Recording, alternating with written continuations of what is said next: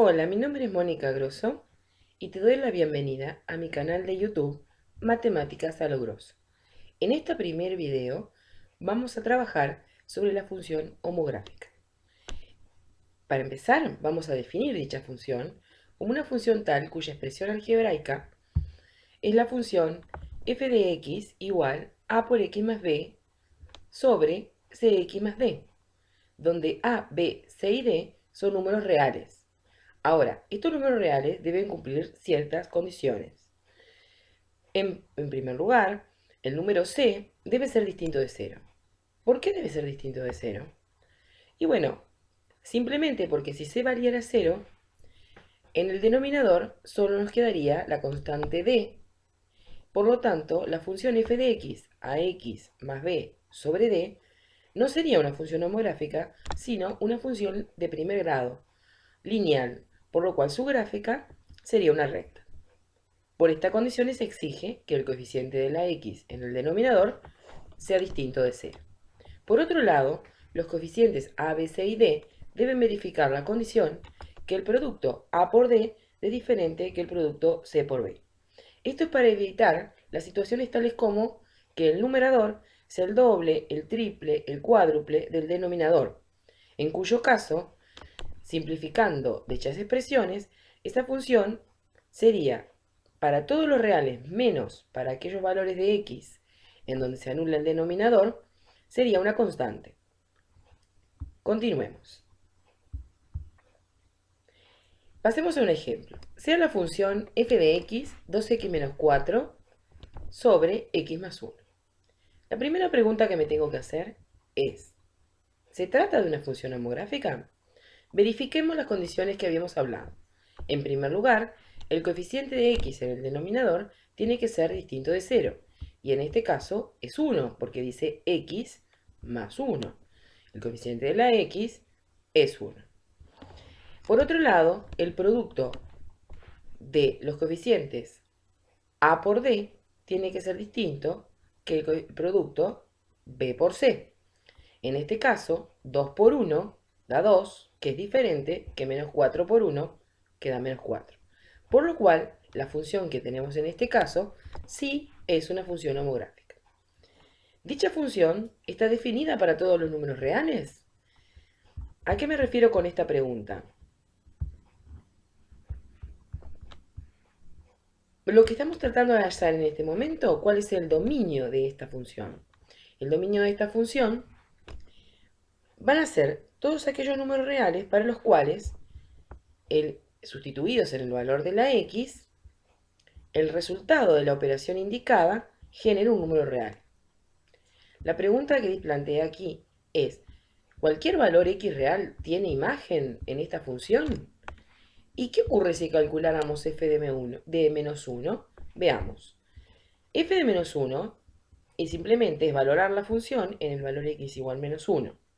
Es decir, sustituimos, como lo ven en la imagen, y queda 2 por menos 1 menos 4 en el numerador y menos 1 más 1 en el denominador. Lo que provoca que en el numerador nos quede menos 6 y en el denominador 0. Ahora, menos 6, ¿es divisible entre 0? ¿Se puede dividir un número real no nulo entre 0? La respuesta, obviamente, es no. No es posible la división entre 0. ¿Qué podemos concluir entonces? El dominio de cualquier función racional, especialmente en esta que es homográfica, será el conjunto de todos los números reales, siempre que vamos a excluir de él aquel valor de x que anule el denominador de su expresión funcional. En nuestro caso, el dominio de la función, para el ejemplo presentado, como el menos 1 anulaba el denominador, lo tenemos que excluir. Por lo tanto, el dominio serán los reales menos el menos 1. Entonces, ¿cómo se determina el dominio de la función homográfica? Como en el caso que teníamos recién, debemos analizar el denominador. En nuestro caso, el denominador era x más 1. Y preguntarme, ¿cuál es el valor de x que lo anula?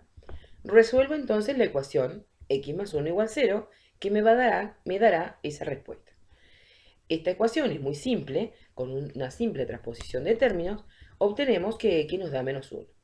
Por lo tanto, este valor menos 1 no pertenece al dominio de la función. Destaco esto porque muchas veces se pregunta, dada esta función, ¿cuál es el dominio?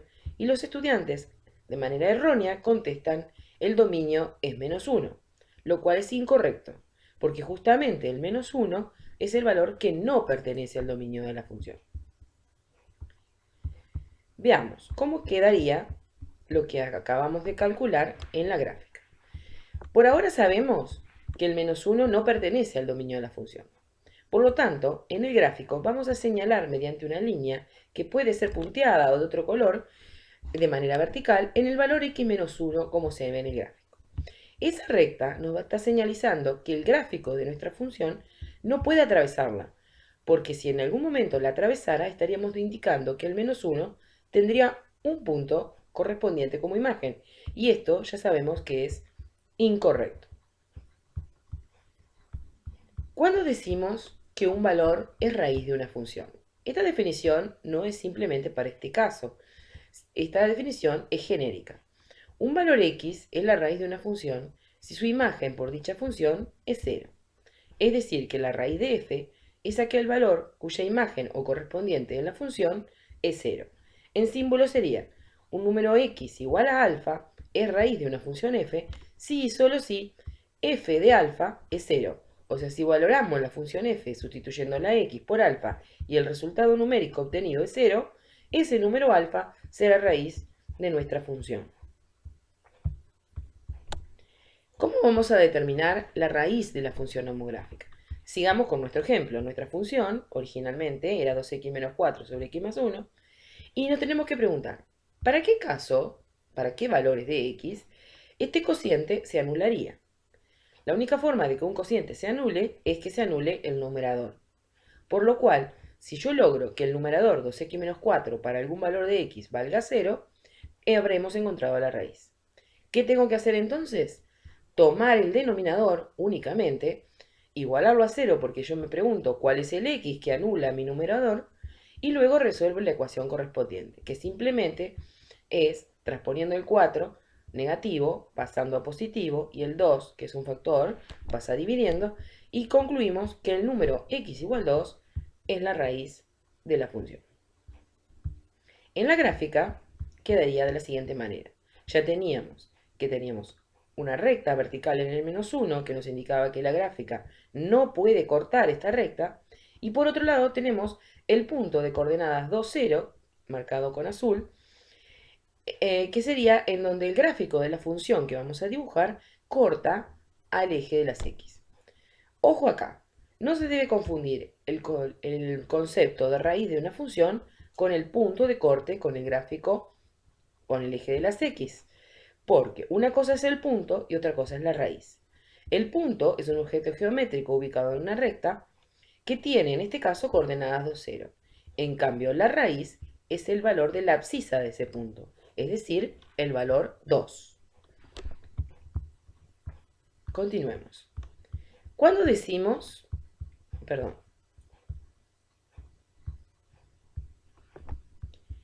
ahora vamos a averiguar dónde intersecta el gráfico al eje de las x. El punto del gráfico de la función f ubicado sobre el eje o y corresponde a la imagen de f cuando x vale 0. Es decir, que debemos hallar f de 0. Calculémonos para este caso. Para nuestro ejemplo, como la función era la dada, 2x menos 4 sobre x más 1, evaluamos el valor de la función cuando x vale 0. Sustituyendo la x por 0 y operando, resulta que f de 0 nos queda menos 4 sobre 1, es decir, menos 4. Por lo tanto, mirando el gráfico, tenemos varios puntos ya que podemos representar. Teníamos la recta en x igual menos 1, teníamos el punto del corte de la gráfica con el eje x, que era en el punto de coordenadas 2, 0, porque 2 era la raíz de la función, y ahora tenemos el punto donde el gráfico va a cortar al eje de las ordenadas o el eje y, que en este caso es el punto de coordenadas 0, menos 4. Bien, continuemos. Gráfico de las funciones homográficas. Es importante tener en cuenta que la gráfica de una función homográfica es una curva llamada hipérbola equilátera, Seguramente en tus clases de matemática investigaste mediante tabla de valores cómo es dicha curva y sus características. Dicha curva presenta dos rectas llamadas asíntotas. En otro video aclararemos el concepto de asíntota. Una de esas rectas es la asíntota denominada vertical justamente por su posición. Dicha asíntota está ubicada en el punto que no pertenece al dominio, en nuestro ejemplo en el x igual menos 1. Otra asíntota que presenta esta función es la llamada asíntota horizontal, también por su ubicación. Es una recta horizontal que está ubicada en el valor de y, al cual los valores de la función se acercan tanto como se quiera, tomando valores de x suficientemente grandes o suficientemente pequeños. Aclaremos un poquito esto. ¿Cómo determinar entonces la ubicación de la asíntota horizontal? Porque la vertical ya la tenemos, es en el punto que no pertenece al dominio. Como no manejamos el concepto de límite a nivel de cuarto año de liceo, vamos a proceder de dos maneras diferentes. Un método, que seguramente lo utilizaron en tus clases, es darle valores a la x suficientemente grandes, por ejemplo, 100, 500, 1000, etc., y hallar sus respectivas imágenes. Al sustituir estos valores en la función, observaremos hacia qué valor de y se aproximan los resultados.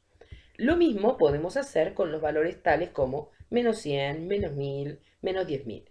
Ustedes verán y observarán, mediante esa tabla de valores con valores extremadamente grandes o extremadamente pequeños, que los valores de la f de x se van a ir aproximando a algún número real. El segundo método es, consideramos que si x toma valores suficientemente grandes, los términos que no dependen de x, tanto en el numerador como en el denominador de nuestra función, son comparativamente insignificantes, por lo cual podríamos prescindir de ellos y no provocaría un gran error en el resultado estimativo al cual se va a acercar el valor de la función. Continuemos. Veamos cómo es esto. Veamos cómo proceder. Acá tenemos nuestra función. Si x es suficientemente grande, estamos hablando de que si x tomara valores como 100, 1000, 10.000 o 100.000, o suficientemente pequeños como menos 100, menos 10.000, menos 1000, menos 1.000.000, el valor de la función f para dichos valores se puede aproximar de la siguiente manera. Que el valor de la función para esos valores suficientemente grandes va a ser aproximadamente el mismo resultado que el obtenido al dividir 2x sobre x. ¿Por qué es esto? Porque si pensamos un poquito, si la x fuera 1000, 1000 por 2 da 2000. 2000 frente a menos 4, prácticamente restarle 4 a 2000 es como que no le hiciéramos nada. Si lo redondeamos, 2000 menos 4 es 1996, pero redondeado es aproximadamente 2000.